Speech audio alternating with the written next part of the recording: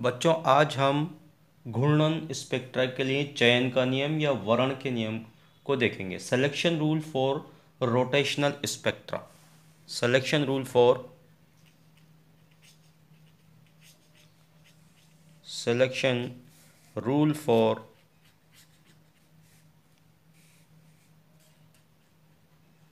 Rotational spectra.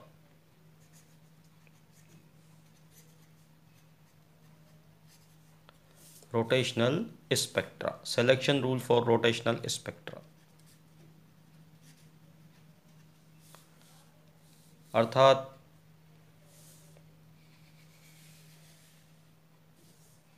घूर्णन spectra के लिए चयन का नियम या वर्ण का नियम। घूर्णन स्पेक्ट्रा के लिए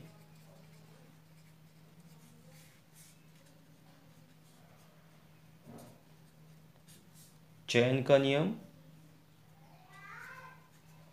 चयन या वर्ण का नियम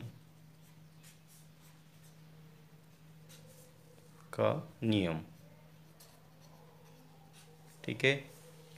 घूर्णन स्पेक्ट्रा के लिए चयन का नियम या वर्ण का नियम, selection rule for rotational spectra.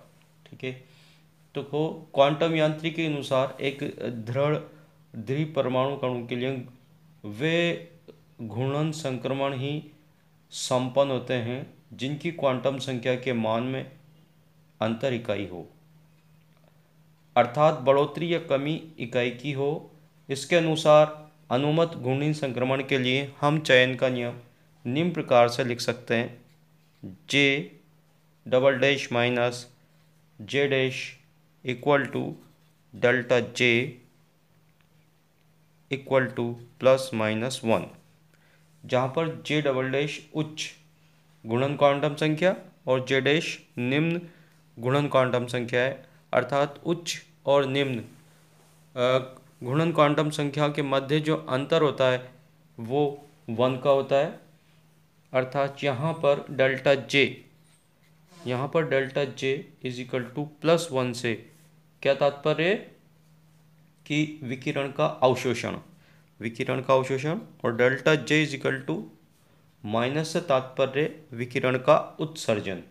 ठीक है, लेकिन माइक्रोवेव स्पेक्ट्रोस्कोपी में अवशोषण स्पेक्ट्रा आते हैं, अतः यहाँ हम डेल्टा जे का जो वैल्यू है वो +1 लेते हैं, यानी कि अवशोषण से संबंधित हम स्पेक्ट्रा को देखते हैं। ठीक है, जैसे कि संक्रमण जैसे J+1 की ओर हो रहा है, जैसे J+1 की ओर अगर संक्रमण हो रहा है तो इसकी घूर्णन आवृत्ति को हम निम्न समीकरण से देंगे। घूर्णन आवृत्ति न्यू बार को ये तरंग संख्या के रूप में हम ऐसे प्रदर्शित कर सकते हैं: न्यू बार J2J+1 इस तरीके से हम तरंग संख्या को हम प्रदर्शित कर सकते हैं। तो इसके लिए हम जो फॉर्मूला ऊर्जा के लिए जो फॉर्मूला हमने निकाला था Bj×J+1 एनर्जी का जो फॉर्मूला है, उससे हम ऊर्जा तरंग संख्या के रूप में हम जो है आवृत्ति को न्यू बार तरंग संख्या के रूप में हम प्रदर्शित कर सकते हैं, और हम लिख सकते हैं BJ+1 इंटू J+2। ठीक है, जो सूत्र होता ना BJ×J+1, उसमें हमने हायर क्वांटम संख्या J की जगह J+1 पुट कर दिया। ठीक है ना, तो BJ+1 into J+2 minus BJ×J+1। ठीक है ना, ये तो हायर एनर्जी से ये लोअर एनर्जी में हमने डिफरेंस निकाल लिया है ना, आवृत्ति को तरंग संख्या के रूप में प्रदर्शित करने के लिए। तो हम इसको B अगर हम देखें तो ये कॉमन आ जाएगा और इसको हम इंटू कर देंगे तो क्या आएगा, देखो भाई, J² को J से इंटू किया, J², J को 2 से इंटू किया 2J, फिर J को 1 से इंटू किया J। आ रही बात समझ में? J, फिर 2 को इससे किया 2 minus J² and minus J। इस तरीके से हम इसको सॉल्व कर सकते हैं। ठीक है, अब देखो जे स्क्वायर से जे स्क्वायर कैंसिल हो गया, इस जे से ये जे कैंसिल हो गया और 2 कॉमन आ गया, तो क्या बचा यहाँ पर देखें अपन 2b और अंदर बचा j+1। अब ये जो आया वो किसका मान आया, न्यू बार j2 j+1। ठीक है, ये तरंग संख्या, ठीक है ना, तरंग संख्या आवृत्ति को हमने तरंग संख्या के रूप में प्रदर्शित किया सेंटीमीटर इनवर्स में। ठीक है ना, तो जब कोई अणु संक्रमण करता है, गुणन करते हुए संक्रमण करता है जैसे j+1 में, ठीक है ना, तो उसकी जो आवृत्ति तरंग संख्या के रूप में दी जाती है 2b into j+1 centimetre inverse. ठीक है, तो अगर हम यहाँ पर अलग अलग वैल्यूज़ को हम देखें, जैसे j0 से, जैसे j डैश है 0 से और j1 पर अगर कोई मॉलिक्यूल संक्रमण करता है या हम तरंग संख्या के रूप में लिखें तो उसको 0 से 1 में कोई मॉलिक्यूल संक्रमण करता है तो हम यहाँ हायर मतलब 0 से 1, या देखो 0 से 1 तो हायर जो गुणन क्वांटम संख्या है वो j+1 है, तो j+1 की जगह अपन 1 पुट कर देंगे यहाँ पर, तो क्या आ जाएगा 2b centimetre inverse, 2b centimetre inverse आ जाएगा। ठीक है, बात आ रही है समझ में, 2b सेंटीमीटर इनवर्स। अच्छा, फिर हम दूसरा केस लेते हैं कि अगर j डैश इक्वल टू 1 2, है ना, 1 2 j डैश इक्वल टू 2 में अगर कोई मॉलिक्यूल संक्रमण करता है तो तरंग संख्या के रूप में हम उसको कैसे रिप्रेजेंट करेंगे, 1 to 2, 1 to 2 के रूप में हम इसको रिप्रेजेंट करेंगे बच्चों। ठीक है, तो फिर क्या होगा, हम यहाँ देखेंगे कि यहाँ पर हायर, ठीक है ना, यहाँ पर हायर जो गुणन क्वांटम संख्या है, हायर गुणन क्वांटम संख्या 2 है, तो j+1 की जगह हम 2 पुट कर देंगे, तो यहाँ 2 पुट कर दिया हमने, तो j+1 की जगह 2 पुट किया तो 2 2 ज़ा 4b हो गया ना, तो 4b सेंटीमीटर इनवर्स। दूसरी जो लाइन प्राप्त होगी वो 4b सेंटीमीटर इनवर्स पर, पहला j2 0 to 1 के कारण 2b सेंटीमीटर इनवर्स पर और j1 to 2 के कारण 4b सेंटीमीटर इनवर्स पर लाइन प्राप्त होगी। ऐसे ही हम अन्यों के लिए, जैसे कि हम यहाँ पर देखें j equal to 2 j dash to j double dash, यहाँ देखें अपन 3 के लिए अगर देखें तो न्यू बार हम इसको लिखेंगे 2 to 3, हम लिखेंगे 2 to 3, यानी कि द्वितीय से तृतीय घूर्णन क्वांटम संख्या में यदि कोई अणु घूर्णन करते हुए संक्रमण करता है तो फिर उसकी स्पेक्ट्रम की जो लाइन है कौन सी तरंग संख्या पर मिलेगी, ये याद करने के लिए अब हम क्या करेंगे, j+1 के स्थान पर हम 3 रख देंगे, तो 3 रख देंगे तो 3 2 ज़ा 6b सेंटीमीटर इनवर्स हमको प्राप्त हो गया।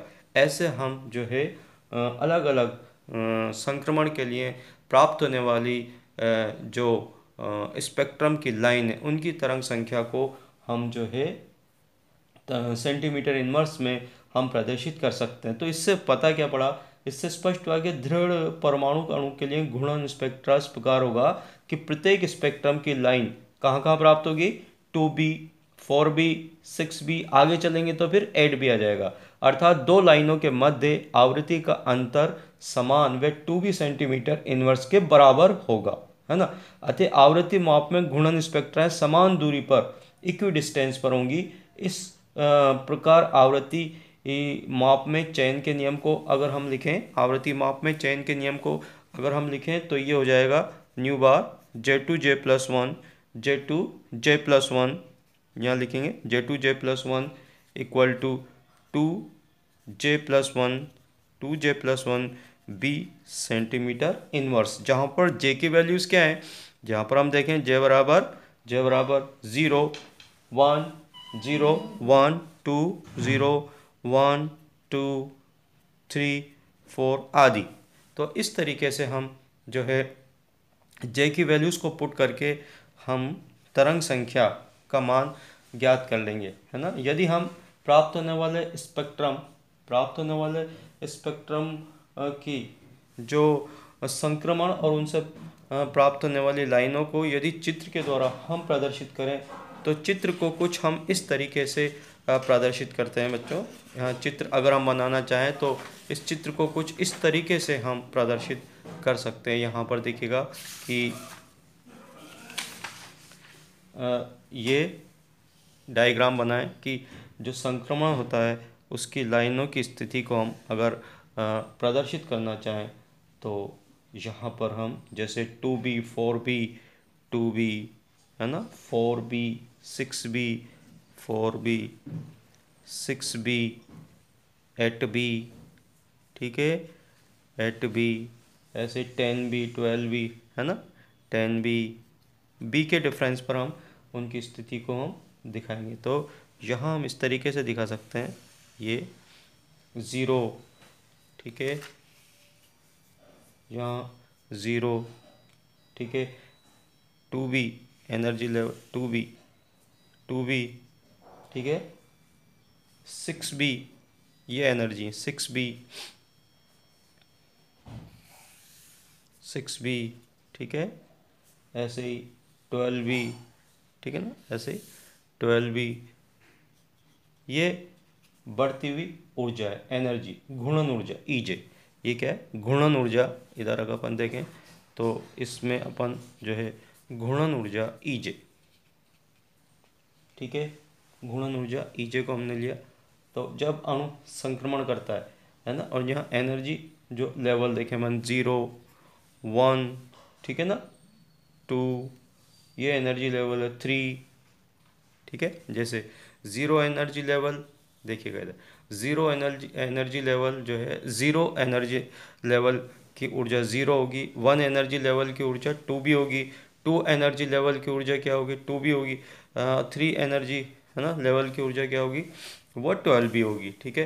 तो जब अणु, देखो ध्यान से सुनिएगा, ये ईजे हमने लिखला, ईजे बढ़ती हुई ऊर्जा 0 2B 6B है ना, ठीक है। अब ये जो ईजे है ये किस सूत्र से हमने निकाला, ये फॉर्मूला है बीजे इंटू J+1 सूत्र से, है ना।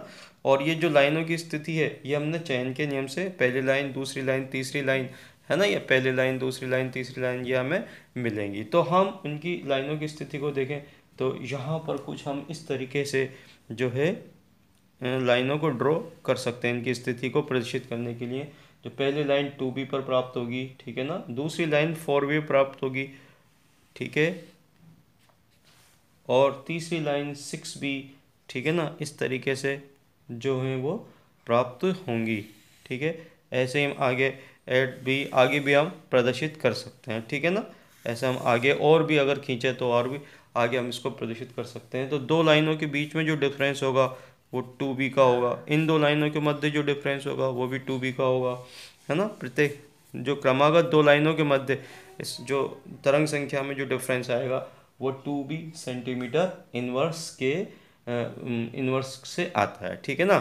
तो यहाँ पर तो हम ईजे ले लेते हैं ना, और यहाँ पर ले लेते हैं जे बराबर 0 1 2 3, और यहाँ पर जो है ये लाइनों की जो स्थिति है उनको हम प्रदर्शित करते हैं। तो इस प्रकार से घूर्णन स्पेक्ट्रा में चयन के नियम और स्पेक्ट्रा में लाइनों की स्थिति और उनके मध्य अंतर को हम प्रदर्शित कर सकते हैं, और ये सिद्ध कर सकते हैं कि घूर्णन स्पेक्ट्रा में प्राप्त होने वाला जो स्पेक्ट्रम है उसमें जो दो क्रमागत लाइनों के मध्य जो अंतर होता है वो 2B सेंटीमीटर इनवर्स के बराबर होता है, ठीक है ना।